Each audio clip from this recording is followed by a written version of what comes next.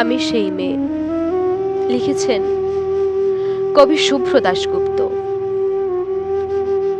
আমি সেই মেয়ে, বাসে ট্রামে ট্রেনে রাস্তায় আপনি যাকে রোজ দেখেন, যার শাড়ি, কপালের টিপ, কানের দুল আর পায়ের গোড়ালি আপনি রোজ দেখেন। আরো অনেক কিছু দেখতে পাবার স্বপ্ন দেখেন, স্বপ্নে যাকে ইচ্ছে মতন দেখেন, আমি সেই মেয়ে। বিহারের প্রত্যন্ত গ্রামে দিনের আলোয় যার ছায়া মাড়ানো আপনার ধর্মে নিষিদ্ধ, আর রাতের গভীরে যাকে বস্তি থেকে তুলে আনতে পাইক বরকন্দাজ পাঠান আপনি, আর সুসজ্জিত বিছানায় যার জন্য অপেক্ষায় অধীন হয় আপনার রাজকীয় লাম্পট্য, আমি সেই মেয়ে।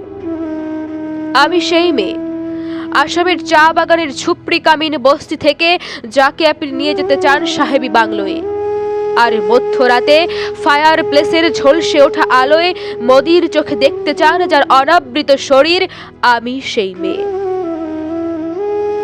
রাজস্থানের শুকনো উঠোন থেকে পিপাসার জল আনতে যাকে আপনি পাঠিয়ে দেন 10 মাইল দূরে সরকারি দাঁড়ায়, আর 20 মাইল হেঁটে ক্লান্ত বিধ্বস্ত যে রমণী ঘোড়া কাঁখে ঘরে ফিরলেই যাকে আপনি বসিয়ে দেন চুলার আগুনের সামনে আপনার রুটি বানাতে, আমি সেই মেয়ে।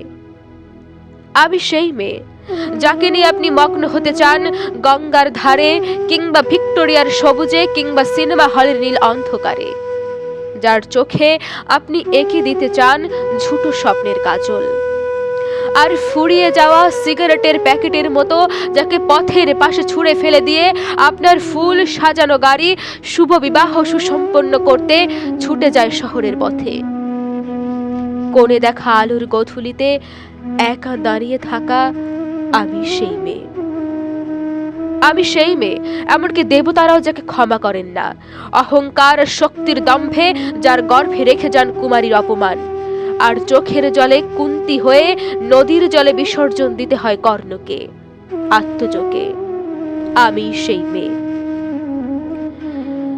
সংসারে অসময়ের আমি ভরসা, আমার ছাত্র পড়ানো টাকায় মায়ের ওষুধ কিনা হয়, আমার বাড়তি রোজগারে ভাইয়ের বই কেনা হয়, আমার সমস্ত শরীর প্রবল বৃষ্টিতে ভিজতে থাকে, কালো আকাশ মাথায় নিয়ে আমি ছাতা হয়ে থাকি, ছাতার নিচে সুখে বাঁচে সংসার।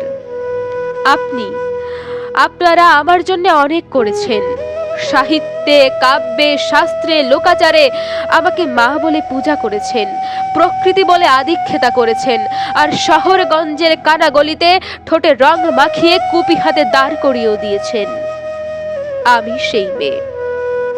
একদিন হয়তো অন্য কোনো একদিন আমার সমস্ত মিথ্যে পোশাক ছুঁড়ে ফেলে দিয়ে আমি হয়ে উঠব সে অসামান্যা।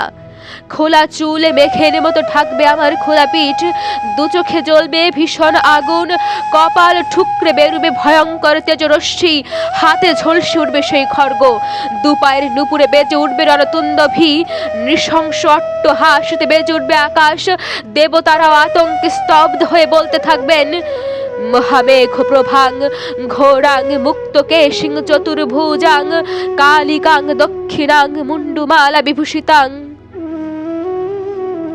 বিভৎস দাবানলের মতো আমি এগোতে থাকব, আর আমার এগিয়ে যাওয়ার পথের দুপাশে মুন্ডহীন অসংখ্য দেহ ছটফট করতে থাকবে।